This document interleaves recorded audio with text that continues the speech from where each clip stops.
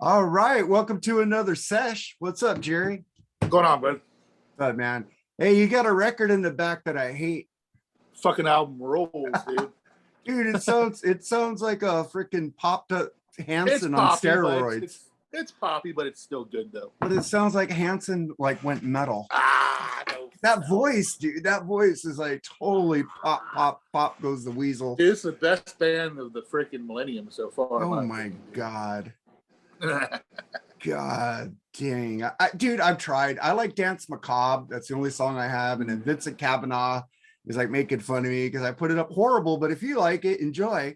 And he says, you like Sammy Hagar, so you've lost all credibility. But nah, man, I know. Don, do you don't dislike it for the religious overtones or for the music or both? I have no thing about I keep telling people about Slayer. If the voice was good, I would like Slayer. But I know it's just like they're not devil worshippers. Slayer's no, they just devil. celebrate the theatrics of it. This theatric crap, it's like Christians do that stupid Jesus Christ Superstar, and I don't like that either. So that's probably how I feel about Anthrax. It's like, God, another fucking Anthrax album. Jesus, this guy suck. So I understand you don't really like a band, and everybody else loves it. And you know what? Let's get into Anthrax for a second. Oh God, shouldn't have started. Go ahead. No, because I'm going to tell you, I know how you feel about Anthrax. Them up there looking like clowns in the videos they didn't look like they were serious about what they were doing.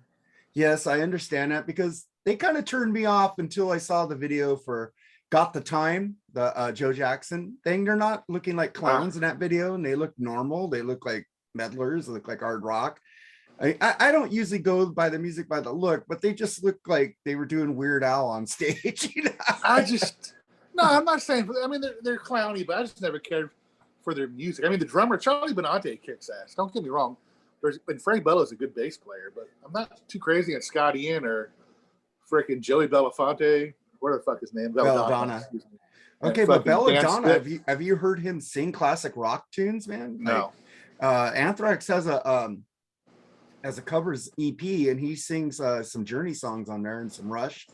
It's pretty damn cool. Anthrax does the best covers, dude. I mean, I met Dan Spitz one time. He was nice and all, but I don't know. I tried, man. But the thing, I don't understand the Bush era. That's my favorite era of Anthrax, and that's basically when I did get Persistence of Time, but I didn't really care for it. I didn't listen to it as much. But when I saw Beavis and Butthead, and I saw them laughing at High Pro Glow video from Sound of White Noise. I heard that and then Beavis was going with him. Yeah. And John Bush, who, what, when, where, how many ways can you lie? How many ways can you try? How many ways can you die? What am I gonna do? I go, fuck, that voice is fucking amazing. This is Anthrax? Well, where's Joey? And I go, fuck, I went out and bought Sound of White Noise that day. And that album, Black Lodge, fucking High Pro Glow, only is one of the best tracks ever.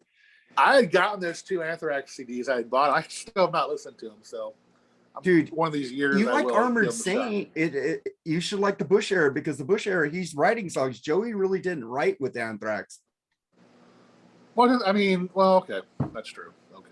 Well, Bush rules, man. I'm just saying, always get more Bush, man. Oh man, but I love John Bush, and it was funny because when I didn't know about Armored Saint, and then I showed my friend, man, have you heard this? And he looks at it, go, oh, John Bush is in Anthrax. Don't you know Armored Saint? And I go, no. You don't know Can You Deliver? And I go, no. And he showed me Can You Deliver? I go, oh, this fucking rules. So because of Anthrax, I got into Armored Saint. It's like, and I just ordered 3 of their re-releases coming out on CD. I didn't get the vinyl because they were like $26 each. Aren't they up to like re-release now? That's re-release. Well, it's re-released, but it's remastered and shit. And I got the 3 CDs I'm missing from Anthrax. So I'm freaking cool. But I already have like 4 Anthrax albums on vinyl anyways. I have the one with Can You Deliver on it. I can't remember it. So I have Symbol of Salvation. I have that one and some other one, but I can't remember them right now on vinyl. Well, like you tell me, enjoy. Enjoy. Yeah, I really, I really think when you start listening to those Anthrax CDs, you're getting a fucking mark. Because you're gonna enjoy I listened them. to them in the 80s and 90s. I just didn't Listen to but your Yeah, I'll give them a listen. Man. opinions I'll listen to them change sometime. because there's groups I didn't like in the 80s and 90s that I really love now. It's like, But why I didn't still listen? hear them. Yeah, I still hear their songs, and it's like I can never forgive them for "I'm the fucking man." I just wanted to. Okay, that song was funny. I laughed. At I know, that I one. get it, but But Bring the Noise ruled though, man. Come on. That was different. That was all right. And the Public Enemy, that was Bring the Noise ruled. Well, I don't know. That was kind of goofy too. But it was better than "I'm the Man." Let's just say that. I'm the Man was funny. I'm the man. I'm so funny. I can be in detention. Joey fucked up. I like it as a heavy metal band raps a different way. We like to be different, not cliche. It's just comedy, dude. That's why I didn't take them serious either, because they were funny. You know, it reminded me of the Beastie Boys speed metal. But to put them in the big four, no fucking way. Oh, dude, they got. I can think of 10 other bands that would be. They have the best thrash drummer of all time in Charlie Benante. Benante's a good drummer. Not best, but drummer. He's the best thrash drummer, man. Him and Lombardo, dude. I don't like Slayer, but I like Lombardo. And so no respect for Lars, right? Not even in the early days. Well, Lars, I like Lars. I have no problem with Lars. People make fun of him. I think basically they make fun of him because of Napster. But but Lars is good. And but Lars, he was right. Lars is right. Lars is right. Everybody hated him, but how right is he? Oh yeah, and a lot of artists said we should have stood with Lars back then, and now we're fucked. It's like, but let's get into what else did I have? Oh, Dolly Parton denied the Rock and Roll Hall of Fame. What do you think about that? Fucking woman is awesome. I mean, if there's ever an awesome, fucking straight, fucking, I mean, just an incredible person, man. I mean, she's exactly right. I mean, she's not rock and roll, and she said respectfully, you know, there's more people deserving than me to be in the Rock and Roll Hall of Fame. And good for her. I mean, she gave all her votes to Devo. Yeah. Oh well, that's a different story. Yeah, I like Devo, but it's funny. All these people want to do a rock album with her now. Yeah. I know Nancy Wilson from Heart said she wanted to do a rock and roll album. I think there's a couple other people I can't mention right now. But well, Dolly Parton wants to do a rock album. She says her husband is in love with classic rock. I mean, good for you. She's just a fucking great person, man. You know, she is, man, and she's a great Christian too, man. She helps people. She's what we call. She sets an example. The anti-poser, man. Probably one of the most realistic fucking people on the planet, especially for how popular and rich she is. You know. I would have forgave her if she got in the Rock and Roll Hall of Fame for two reasons: Islands in the Stream and 9 to 5 are pop rock crossovers. So yeah, but is that really good to knock all those other bands out of there? Though? No. Songs? She even said that she wants to make a rock album, so one day she will be worthy for the Rock and Roll Hall of Fame, and I'd like to hear her do it. I love Jolene. I love 9 to 5. I like Islands in the Stream. I like Kenny Rogers. You know, I'm not too anti-country. You know, there's a lot of country I do like. That's not really deep core country, so that's all right. Yeah, I like Eddie Rabbitt and Glenn Campbell. It's like you hear Kenny Rogers on country, mainstream. You know, you want to hear him on rock radio, but you know, like top. Well, he wasn't a rock band before he was in country, so he used to have a chicken restaurant that was awesome. Kenny Rogers Roasters. Yeah, that was good. Remember the Seinfeld episode? What's his name? Wow, what's the guy's name? The weird dude in there. Kramer. Kramer couldn't get enough of the chicken. Kenny Rogers chicken, but the light kept shining in their apartment window. He's trying to make me mad, Jerry. I can't handle this. Oh, I do remember that now. The light sign, the glowing sign. I can't handle this, Jerry. I can't sleep. That was funny. I love funny Seinfeld, shit. Man. Let's get into what this show's about. Concert memories. Well, let's start with, what was your worst concert you ever went to? Oh, Eddie fucking Money, dude. Love Eddie, rest in peace, man.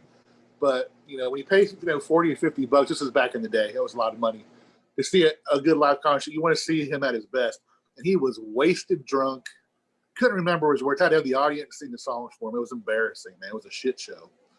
And, I'll never forget that. I love Eddie Money. Like I said, rest in peace. But, man, worst show I've ever been. Yeah, one of the worst shows I ever been to was the Violent Femmes.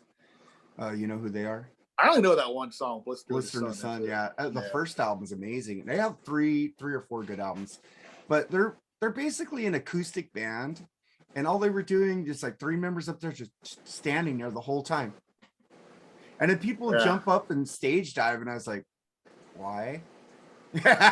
It was like they sounded good, but they didn't move. Maybe they were on a bad night, because Black Spinner Circle group we're in the text thing.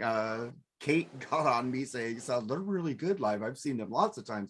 Maybe you did go on a bad day. And some other guy was like getting on because I said they were the worst.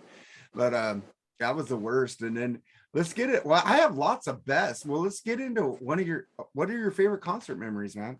I'll be my first one. My sister Amy took me. Hi, Amy. How you doing?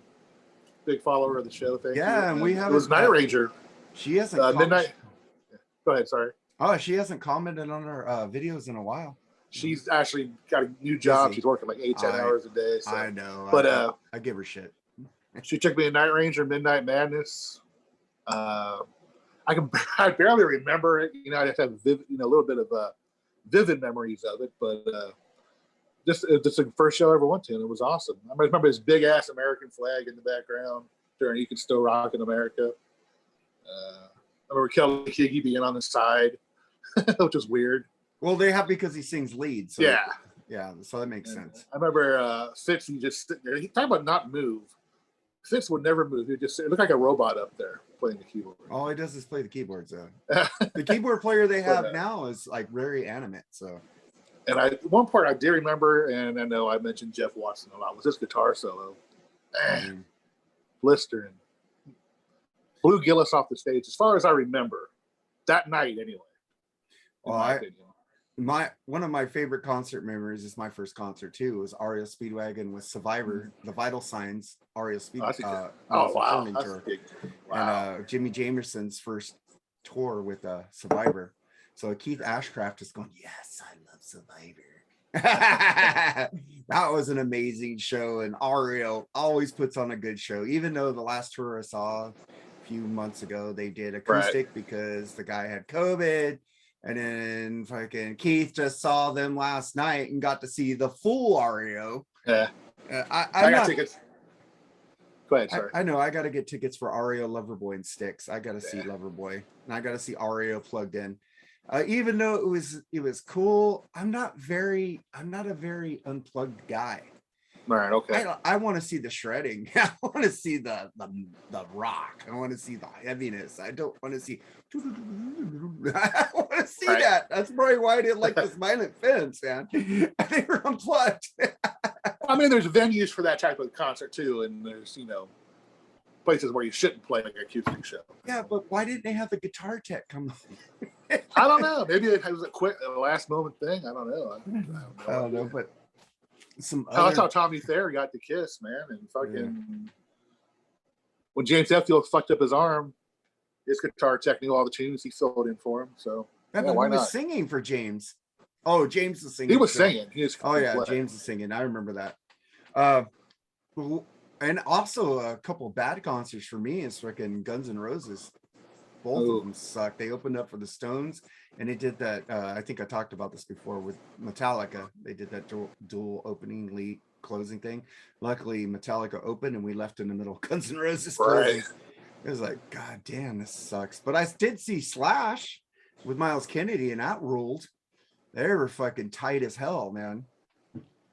I'm so happy, Slash. But Slash, come over to the left side of the stage sometimes, man. We missed you on that side. Speaking of concerts, how was your Judas Priest last night? Oh, God.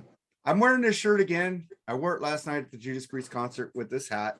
And Edwin Catastracci noticed, you motherfucker, you're wearing a fucking Iron Maiden hat at a fucking Judas Priest show. And he goes, you did that on purpose. And I just went, I don't know if you saw the picture he posted where I was like, I was like doing an evil grin. But I was at the Judas Priest show. And this 16-year-old kid, when I was in the bathroom, he looks at my shirt and I'm going out. He's coming into the restroom. He goes, "Kiss Army, bro." I go, "Fucking A, they're everywhere." And then I'm out. Well, good, man. At that age, that's cool, man. 16-year-old, but he probably likes the. And Ed was going, "Oh, fucking, you should have said Tommy Thayer sucks, though." Yeah. So I didn't want to ruin him.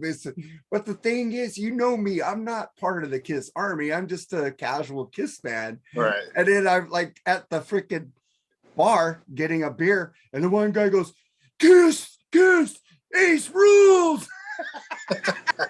And everybody's like looking at my shirt going, "Kiss, Kiss, Kiss, Kiss." At a Judas Priest show, man. Their fucking Kiss fans are everywhere. Fuck, those people travel. But the concert last night, like, I'm gonna put up the video for Victim of Changes. I recorded that whole song. Rob hits that note flawlessly, dude. Yeah, I've seen a ton of videos already from it last night. A bunch of people out there already posted. You could see when he's gonna do a huge note, he goes down like this and goes, yeah. He freaking just guttural, just comes up out of his being. Yeah. It's like, my God, Rob. And it's like, you have like Ian Gillan, who can't sing Child in Time anymore, but Rob can still do Victim of Changes. Yeah, I saw their set list too. Their set list is fucking amazing. Oh my God. They did Desert Plains. Freaking Edwin is fucking geeking out on that because he's never seen that live. Yeah. They were an amazing show. And Queensryche with Todd Delatorre. They were good. But when they did the song Empire, me and Vincent were talking. I go, that was like surgically clean. It was like interesting, totally studio sounding and surgically clean. And then they went into like M9 159, which I recorded, and it was like, it was raw. It was live. You could tell it was like, but the Empire was just like surgically so clean. I go, is this live or Memorex? I go, oh my God. Todd's amazing live. But me and Vincent did see Jeff Tate live doing Operation Mindcrime a few years ago together. And we still think Jeff was better than Todd live. Well, I mean, and it's the original voice too. That does matter to a certain extent. You know what I mean? Yeah. But Jeff was great, man. I don't know if you heard Dr. Fuck talk about how he went to see Jeff Tate with his buddy Charlie Hill, and he was going to leave after the first half to go see Dead Daisies with Glenn Hughes down the street. But Jeff Tate was so good, he stayed for the whole concert, even the Empire songs. Oh. And then he ended with some great songs, and he was like, I'm glad I stayed. But that's how good Jeff Tate is live.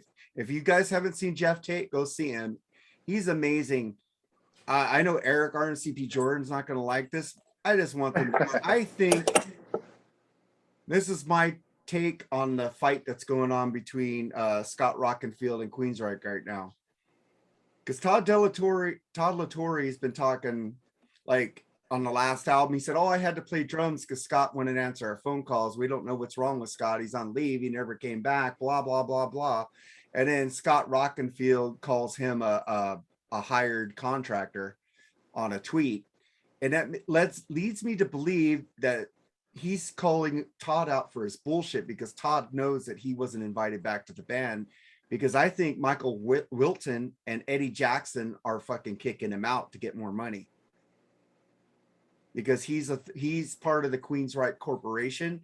Yeah. Scott, Todd, and Eddie. Those three are all part of. Now it's going to be just Eddie and Michael. And then last night, Todd Latore said during his song, this is the only version of Queensryche that is the real Queensryche. He had to say that last night. So I think something's going on between Jeff Tate, Rockenfield, and Chris DeGarmo. Those rumors are probably true that they're going to go out as Queensryche because Scott still is part of the corporation. They're trying to get him out. That's going to be an interesting legal battle. Yeah, well, Jeff already gave up and just went out and Jeff has the rights to all the Operation Mindcrime. They can't play that album in its entirety at all. Only Jeff can. Okay. So he won the rights. He won the rights, and he named his band Operation Mindcrime. He took away the Queensryche because they both had dueling Queensryche albums out at one time, which I thought were cool. And I liked the trilogy of Operation Mindcrime that Jeff did. It was more hard rock progressive. It wasn't like that the last Queensryche album he made with him, which is totally Pink Floyd ripoff. But what is dedicated to chaos was horrible. I had it pre-ordered and I heard it. I go, fuck this shit. I deleted the. That was like a Tesla Shock, huh? Oh my God. At least there's 5 good songs of Tesla Shock, but they're not great. And even Frank Hannon didn't like the album. But Brian Wheat did. Brian Wheat liked it. But Brian Wheat, I heard that thing on Eddie Trunk with him and Tommy Skioch talking together. That was awesome. All right, Tommy, I wish him the best. I hope he's doing good now. Oh, I love Resist and Bite, man. People should get into Resist and Bite. I hear he's still having problems, though. So what other concert memories you got, man? One of my favorite band was Styx. And when Return to Paradise, when I found out that Dennis and Tommy and JY and Chuck were getting back together to do Styx Return to Paradise, I was fucking loving it. I always wanted to see Tommy live. I saw Styx before that with fucking Glenn Burtnick, but just to see them with Tommy and JY and Dennis together was awesome. That was a great tour too. Awesome set list, man. Man, you suck. They played the best. They got a double live album with that too. Yeah, and a DVD, I think. But I did see Tommy Shaw on the Rush Hold Your Fire tour. He opened for them on the Ambition, and he was really good. And it's just like you think about it now. It says, "Here's a song from 10 years ago," and he does "Fooling Yourself, Angry Young Man" in 1988. I go, you think about that, that's what, 30, 40 years ago now? When he was doing it was like only a 10-year-old song. It's like, that was a great concert. That was my first Rush concert, was Hold Your Fire at the Forum, and I went out on a blind date. I was fucking pretty cool. Yeah, I had third row to the Edge of the Century tour. People did not like Glenn Burtnick filling in for Tommy. I mean, there were fingers in the air. Kind of felt bad for him a little way, but I don't. I didn't like what is it? Love Ritual or something? Love is a Ritual. Yeah, I like that album. I like that album. I love Show Me the Way. Yeah. I like those ballads, and I know there's some guy out here who doesn't like Dennis DeYoung, as I heard on the Rock and Metal Combat podcast. There's one guy who hates Terrence because Terrence loves Dennis. I love Dennis. I Tommy. Love Dennis too. But I love Tommy. If Tommy, it wasn't the same band with Tommy out of Styx, but it is a great band with Dennis out of Styx. So I don't understand. It's like disagree. I don't. They both water it down the same. I think. I like Lawrence. I'm not a Gowan fan. I am not a Gowan fan at all. I don't like Lawrence's solo stuff, but he's good with Styx. I mean, he's a great keyboard player. He's probably blows Dennis away as far as keyboards are concerned, technically. But come on, Gone suck is great. When I hear him butchering Lady and Come Sail Away, I just like cringe, man. I mean, well, he doesn't try to do it like Dennis, dude. I understand that, but it just sounds like shit. He doesn't do Lady. Yeah, he does. He does. Yeah. Oh, he doesn't do that one song. Dennis or James does Lorelei. What's that one song that he doesn't want to do because it's Babe? He won't do Babe because they won't. I don't think they'll ever do that. Well, don't do Babe because that's a sensitive song to Dennis. Well, they never said they do Mr. Roboto either, but they're doing that now too. I hear. Well, Babe, you remember when Damn Yankees was touring and Tommy Shaw would start singing, "Babe, I'm leaving." Ted Nugent would come aside and smash. Something wrong with your guitar. Yeah. I was at that. He smashed the fuck out of the piece of guitar. I hope that guitar was an ovation or something because I wasn't expecting. Yeah, and then of course, I remember there's a behind the music on that, and then they supposedly met in an elevator or something. Dennis and Tommy. Yeah, and that's how they got back together. Yeah, how uncomfortable that must have been. Yeah, man. But I love Styx. I've seen them on the new album. I love Crash the Crown. It's a grower. Dude. No, it's a grower because I heard it once and go, and I heard it again. Oh, and I heard it again. Oh, and I heard it again. Now it's fucking awesome. Man, I got to listen to a film. I like The Mission a lot. But I like it because it's short and it gets to the point and it's not overly long. I just don't get the fact that they added this new guitar player. And he wrote just about every song. Get over that, man. He's part of the band now. They added him. And JY did nothing on that album. Well, nothing. Did you hear the interview with JY? Yeah, I heard. Yeah, about him. He says he's lazy. He doesn't want to do anything. He just wants to get in there and record. So what's wrong with that, man? Fuck, man. Don't. I don't know. I have the problem with these bands. You know, just not giving their all for their fucking fans. It's all, I don't know. Yeah, but I'm gonna get into a little baseball and then back to music a little bit. Fucking dude, I fucking so sorry about your team, man. Ah, fuck them. They just got rid of Amir Garrett today. Another drop. They traded him to Kansas City. Where's Castellanos gonna go, man? I don't know. I'm more concerned about where Freeman's going, man. Freeman, I'm tired of that shit, dude. It's like the Yankees gave up on him. I heard it's the Tampa Bay Devil Rays are making a big really, because I just heard this guy this morning say San Diego's a lock now. Oh God, they said freaking some guy said Toronto was a lock and they just traded for Matt Chapman. Yeah. So I don't think anything's a lock. These guys. One guy said the other day that Freeman will be signed in the next 24 hours by the Dodgers, and that was 3 days ago. Yeah. So the thing is, the Dodgers don't want to give out a long contract to a 32-year-old. They want to give him a 4-year contract with a high salary per year, which is cool. Yeah, I think Freeman's looking like 6 to 8 years. Ain't he range? No, he wants a 5 to 6 year contract. Oh, okay. The Dodgers want to give him a 4, which I'm fine. And if the Dodgers don't get him, I'm fine. We got players, man. We got like great hitters. It's like injuries always fuck us up. Like Mookie Betts' hip last year with that bone spur in there, and I'm sad he didn't get that surgery because I know that's going to creep up this year. Watch. That'd be interesting if he went to San Diego. That'd be a kick-ass division. Oh, fuck San Diego. I mean, it already is, but still. San Diego would need to move Hosmer. They don't have the money because they put a lot of money into Tatis and Machado and Darvish. So they don't have that much money to spend. They'd have to move players. See, it's cool. It's fun in a way to rebuild your team, watch it rebuild, but not every 3 or 4 years like my team fucking does. I hate it. Dude, your team has a great fan base, man. They do. I don't understand. And they show it by not going. This makes no sense. It doesn't. This team, the Major League Baseball needs to make a rule. If you're going to tank, we're going to sell your team. Sell your team, man. So give it to somebody who's going to buy it. I was commenting earlier with Andy about how can you tell if a team is tanking though? How can you prove it anyway? Well, the A's look like they're tanking, but they're always there. I mean, suppose, like I said, you're 30 games out of first place with 40 games left. I mean, wouldn't you want to like test your farm team and see how they play in the majors or young players? Wouldn't you want to give them a opportunity to play? That's called September call-ups, though, man.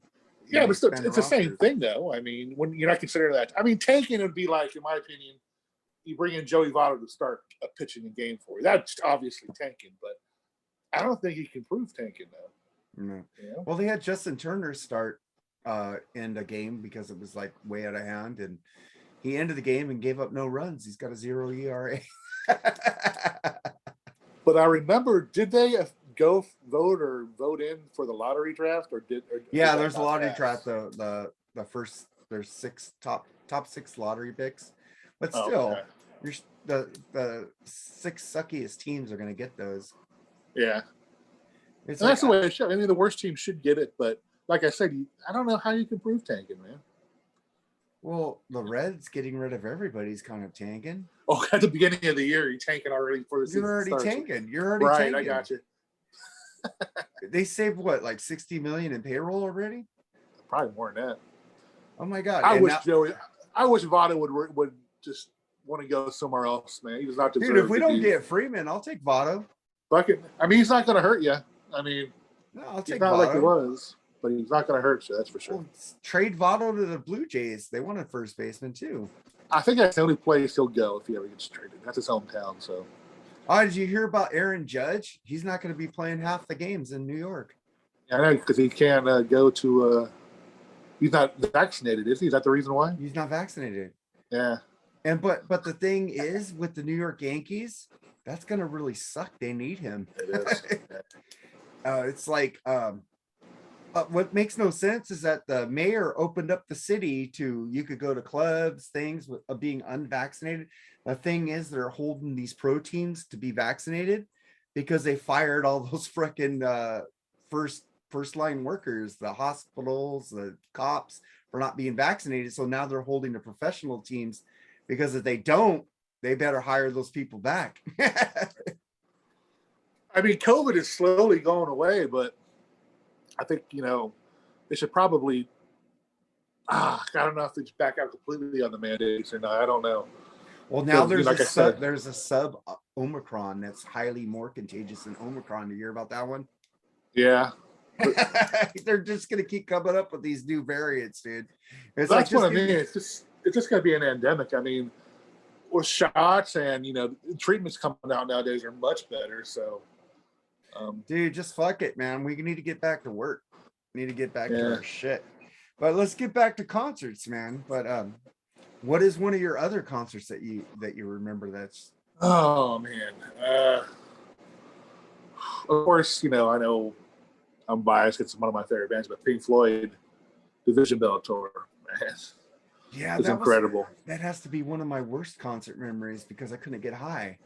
It's like my friend brought the worst weed ever. It's like, fuck you, Carlos. But Man, it was good. It was good when I saw the pig fly over the Rose Bowl. Yeah. That was pretty cool.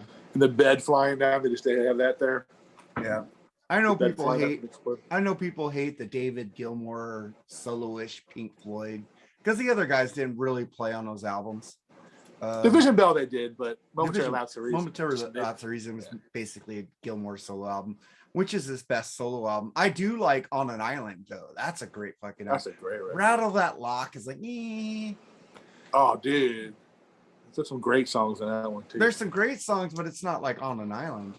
No, I like that. On an Island rules. Much better. It's like,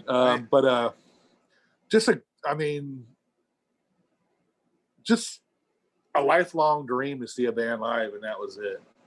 I mean, this is what they did the whole Dark Side of the Moon album, start to finish. One of my lifelong dreams is coming true in September. Well, it's all Duran Duran. Oh yeah. And they're not playing Nashville. I was thinking about going to that, but they haven't had no Nashville date. They're playing 3 dates. They're ending 3 dates at the Hollywood Bowl. What band can you see play 3 dates at a big venue like that? Come on. Duran Duran is fucking still there, man. They still got it. The new album, Invisible Rules. The last album before that, it's like they have like pop, disco, whatever beats, like ABBA. But the thing is, Simon Le Bon's voice is there. John Taylor's bass is still there. Nick Rhodes' awesome keyboard playing is still there. It's like, Duran Duran could do any genre and still sound like Duran Duran. Yeah, I don't mind. I like Duran Duran. I'm not an avid fan of them, but I wouldn't mind seeing them live. God, I'm a huge Duran Duran fan. What did they used to call them back in the Duran Duranies? I don't know. And that's one of my bucket list concerts. I have 2 more that I need to go see. Dio, I saw him with Queensryche when they did Operation Mindcrime 1 and 2. He came out and done Dr. Evil for the second album. He came out and sang. I saw him live on stage, but that wasn't the same. So I saw Dio with Heaven and Hell and fucker. His version of Black Sabbath. That was good, but I never saw him solo by himself. I would love to see him solo. He had a great solo band with Doug Aldrich. I mean, you got to see him now, man, because these people aren't getting any younger, man. Oh God, I still regret not going to that last Tom Petty show at the Hollywood Bowl. I always thought I'd have a chance to see him, but I never did see Tom Petty. And the Rush last 40, they played the Forum the last date too. I didn't get to see that either because they sold out so quick. I couldn't get tickets. It's like, damn, fuck. I'd like to see John Cougar too, but I don't know if he's even going to tour ever again. But I did get to see Van Halen's last tour with David and Eddie, so I'm happy about that. That's cool. I mean, even though it probably sounded like shit, but it was still good. They had I think freaking, what is it, Kool and the Gang open or something like that? I forgot who opened. One of those. I don't know. That live album they did was just fucking. His voice was terrible. Sorry. Yeah, you know what? Half that album is good. Half that album is bad, though. Yeah. It's raw. It's not taped. I like it because it's what you would see. But he's basically talking instead of Yeah. singing. I guess he's more of a talker anyway with his lyrics. He's not really, I don't know, vocal range, I guess. Yeah. It's like me and Edwin kind of Strachey was talking about yesterday about Don Dokken. It's like, you'd rather see him talk than to see him out there with tapes. I hear you. I hear you on that. Because I said that myself, so I'm kind of hypocritical saying that. So I hear you. I'd rather. The last time I saw Dokken was on the Erase the Slate at the Hollywood House of Blues, which is now gone. So they're building all these fucking high rises there. And I'm also pissed off because I really thought that the Tower Records in Hollywood was a landmark. They tore that shit down. Yeah, you showed a picture of that the other day. Yeah. You know, that was like, my childhood is officially fucking gone. Yeah. It's like, even though it wasn't my childhood when I went there, because I didn't go there till I was 18. I was still my teenage years. I went there every fucking chance I got, dude. I still got CDs I bought from Tower Records Hollywood. I still got the Extreme Porno Graffiti, the Pearl Jam 10. I don't have the fucking Stone Cold Crazy import from the Black Album that I used to have, because I used to go there for those imports because I wanted Stone Cold Crazy so bad by Metallica, because that version fucking ruled. Yeah.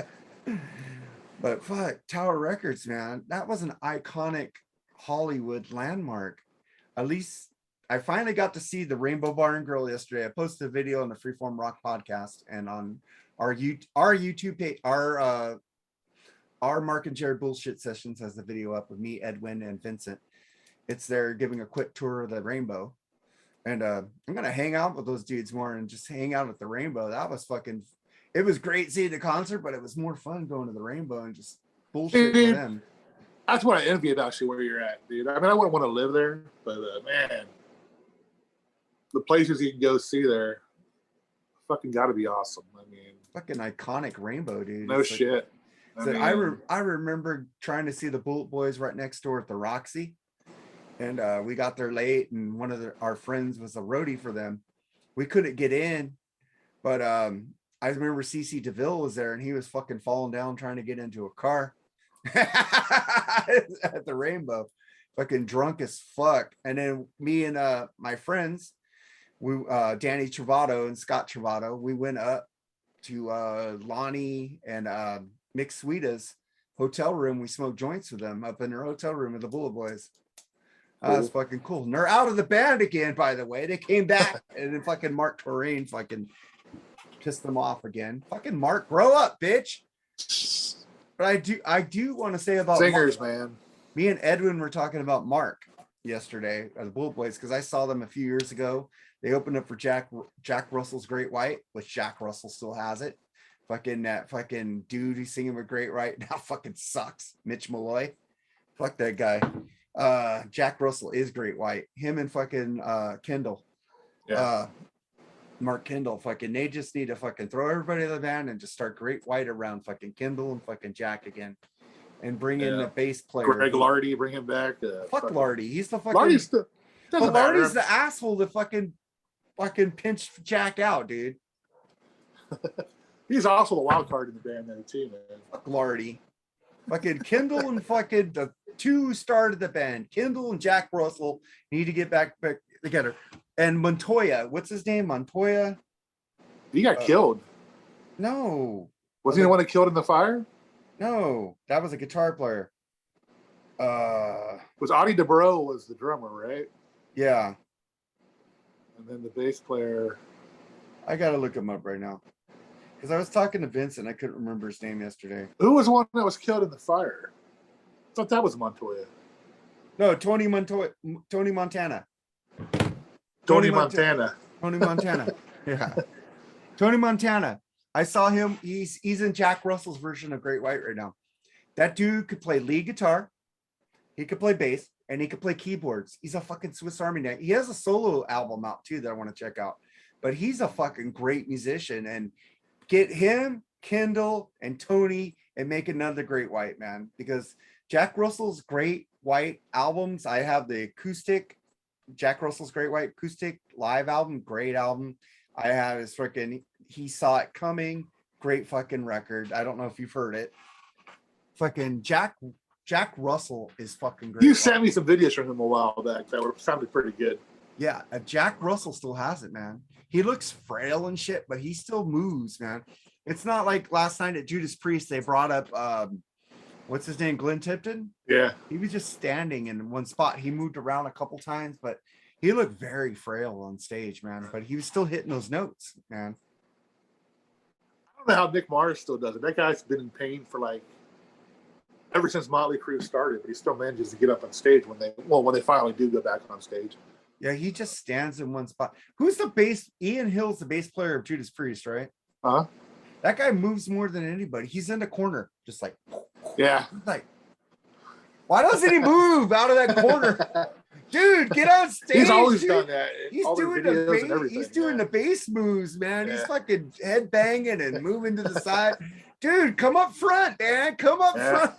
Do that shit. Get on there and play with fucking Rob.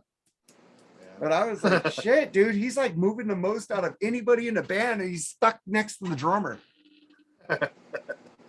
And fucking Travis, the drummer of fucking Judas Priest, rules. He got up there and he said, "What song do you want to hear? What song do you want to hear?" And everybody's going, "Painkiller, Painkiller," because that's his signature song with the band. All right. Like, dun, dun, dun, dun, dun, dun, dun, dun, dun. Here comes the painkiller. You know, everybody hates that album. They like it, but they think it's like overrated. I love that fucking album because Travis rules on drums, man. I love A Touch of Evil. Fucking song rules. Any more concerts you got, man? Shit. So many of them. I'm trying to think of the ones that stand out the most. Damn.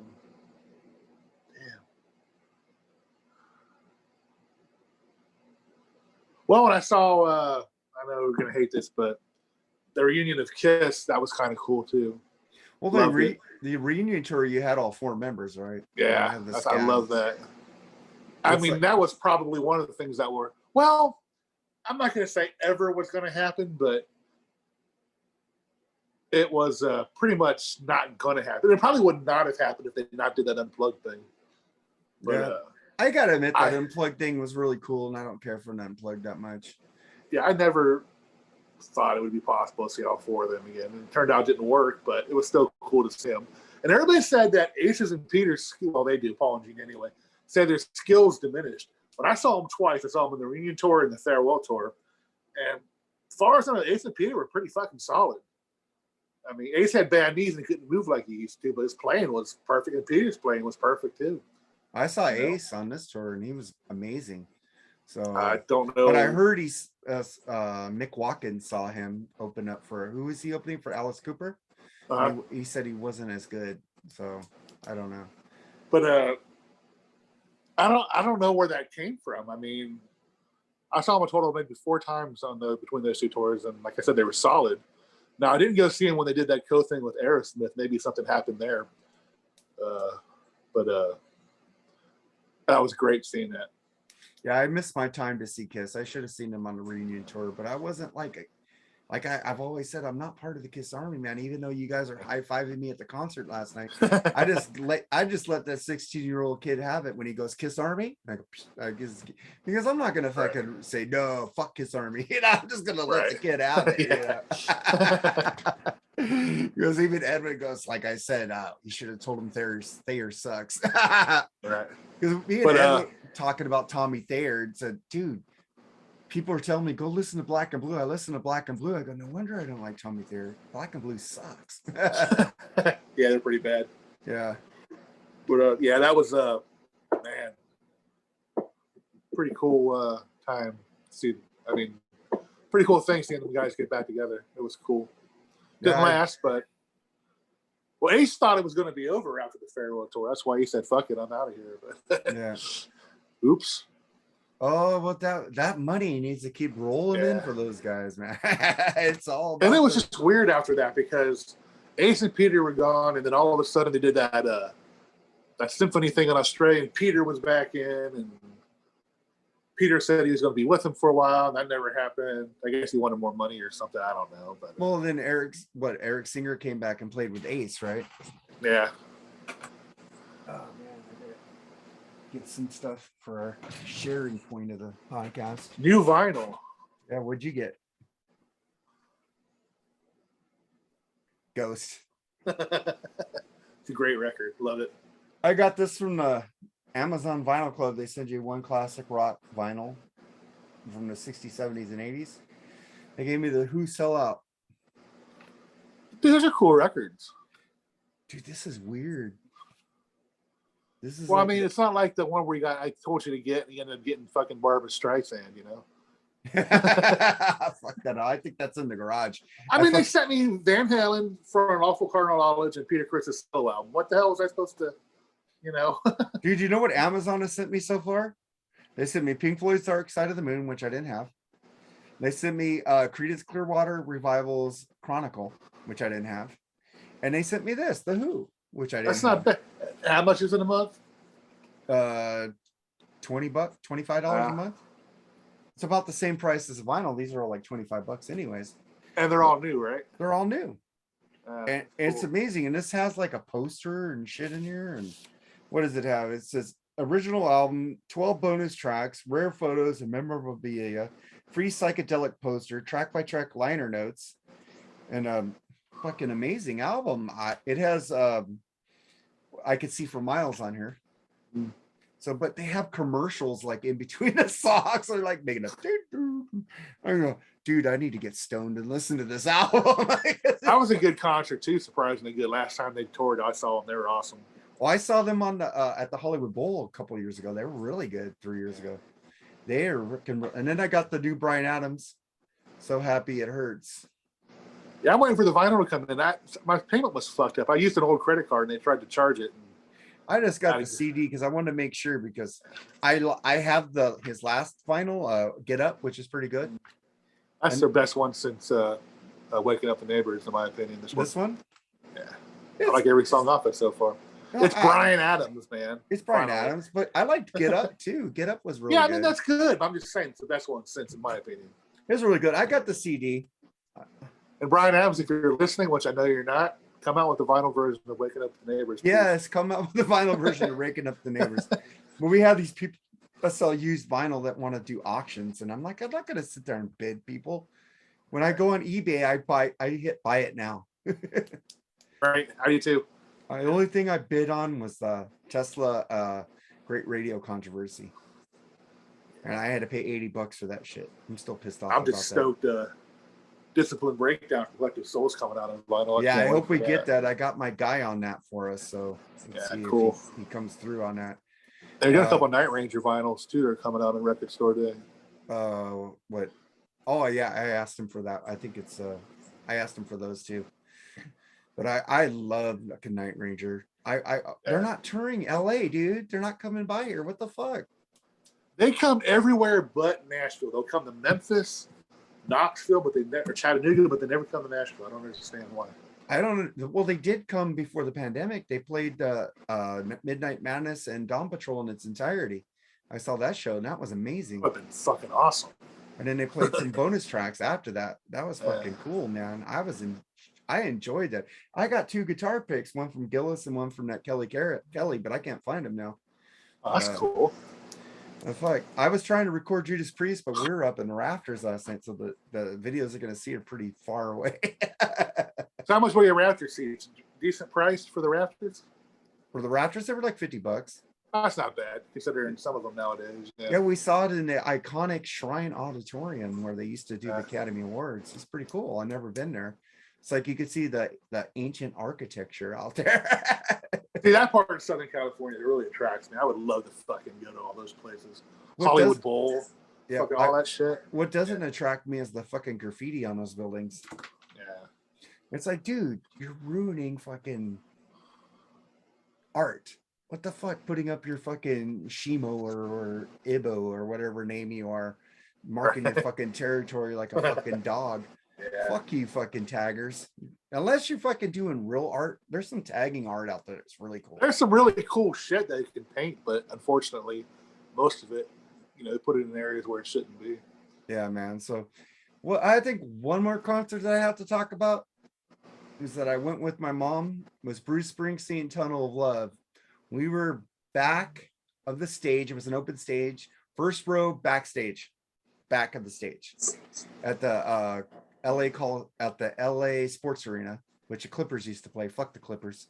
They think they're all shit. They have never won a championship, and they think they're LA's team. You know, the Lakers may suck, but you guys will always suck. All right. But fuck, that was a great show. I've never seen him either. I don't know if I ever would be excited to see him, but if somebody gave me a free ticket or a cheap ticket, I'd probably go. Dude, you need to see Springsteen. Yeah. You need to see Springsteen. That is a fucking... That concert's still in my memories, dude. It's like amazing. He turned on the house lights and started taking requests. That's cool. It's fucking amazing, dude. The band, the E Street Band, is one of the best backing bands of all time. And it's sad we lost Clarence Clemens, man. We lost. It's been a while now. He died a while ago. Danny Federici, you know, the keyboard player. You know, but he's got his son playing sax now in the E Street Band. That's cool. Yeah, my wife hates Springsteen, so I probably have to go by myself, and I would, because I've only seen him once, but he was amazing. And also Lou Gramm. Lou Gramm was amazing. At 70 years old, the guy put on a great show. But let's wrap it up, man. You got any things to say, man? Oh man, it's cool. I mean, this is a little earlier than usual, so I'm not really 100% mentally there, but no alcohol in me, so well, I thought since I took the day off today, we'd do it early. You know, that's fine. No problem. You said can we do it at 2:00 again one day? And I go, sure. When I'm off. But this is our Mark and Jerry BS sessions. We need you guys to subscribe. Hit the button right there in the corner of this video. It's there. Hit it, subscribe, hit that little bell so you guys get updates on when we're coming out. You don't have to watch, man. Just give us subscribers. Share this shit. Share this shit wherever you go, man. Share this fucking shit, man. We do this. Say it's good. Yeah, say it's good, man. Give us reviews. Oh, wait, I got to read that review that he left us on the free. I'm almost about ready to bring out my checkbook to buy somebody to put some reviews on. Oh, dude, I ain't fucking paying. I ain't paying those people. I got to promote your podcast thing. We have all those. I had to make that group private because all these fucking podcast promoters are trying to charge people. But this comes from Chess Playing Fanatic. Mark and Jerry are the best. They discuss a little bit of everything: music, sports, movies. Their videos are quite enjoyable, and they are so humble and down to earth. It almost feels like sitting in their living room and hanging out. Love listening to them on my commute to work. 5 stars. Awesome. Thank you, whoever that is. Yeah. Whoever did that, also go on the Rat Salad Review podcast and leave us a review there too. Let Wayne know that we're pulling our weight. See, that guy knows quality entertainment, folks. I'm telling you. Oh my God, he makes he has a lot of bands that I don't know about, and I listen to them. Sometimes I still don't like them, but it's fucking cool to listen to things. I listen to people do a King Diamond episode. I'll listen to it just for their conversation. Right. I don't care for King Diamond, but I might take a while to listen to that episode, but I'll listen to it. If they're entertaining, I'll listen to it. And Wayne is and plus his band Project Resurrect rules. Check out his album, go buy a CD, check up, subscribe to Wayne on, friend him on Facebook, go to Rat Salad Review or Network on Facebook, like it, become part of the group, like our Facebook page and Facebook like page, give us a 5-star, review on Facebook. You could do that also. And also, I got to talk about one thing before we leave. The Batman, have you seen it yet? Not yet, nope. Oh, have you seen Picard? Yes. What do you think about Picard? I think it's good so far. It's interesting. I've never seen the character Q all very pissed off like he is, it seems like, you know. He's very pissed off. I don't know why. The thing is, the first episode, I was going, okay, where's Q? And I told my wife, he's probably going to come in at the very end, and then they're going to fucking shift. And that's what happened. He came out at the end. I think everybody predicted how they're going to explain the aging too. That was pretty. That was pretty inventive. It says, "Oh, you age, so I'll age." Click. Yeah. But the Batman, Robert Pattinson, is not Glitter Boy anymore. He is a fucking great Batman. And I'm not giving you any spoilers, Jerry, but there's no fucking origin story. I'm hearing mixed reviews about it, actually. Yeah, you need to watch it So, because you kind of like what I like. It's very dark. The Riddler's not over the top like Jim Carrey. The Riddler is a sadistic serial killer. It's fucking great. And it's Detective Batman. And there's no origin story. How many times do we need to see Right. Martha and fucking his dad get shot and him becoming Batman? You know, and his road to Batman. This is already when he's Batman, the way I like it. We don't need that shit anymore. Like, we don't need a Superman origin story. If you guys ever do a new Superman DC, we don't need his origin story of coming from Krypton anymore. We're done with that. Just make him Superman and give us a new story. But subscribe, like, give us a 5-star review. Give us any review on Facebook. That's where we get our reviews. Give us a review there. And our podcast version is on the Rat Salad Network on iTunes or wherever you get your, I think they're on Spotify. So check them out because we're on Spotify also. So check out the Rat Salad Review Network. And Jerry, you have a great day, brother. I love you. You too, brother. Take care. All right, later.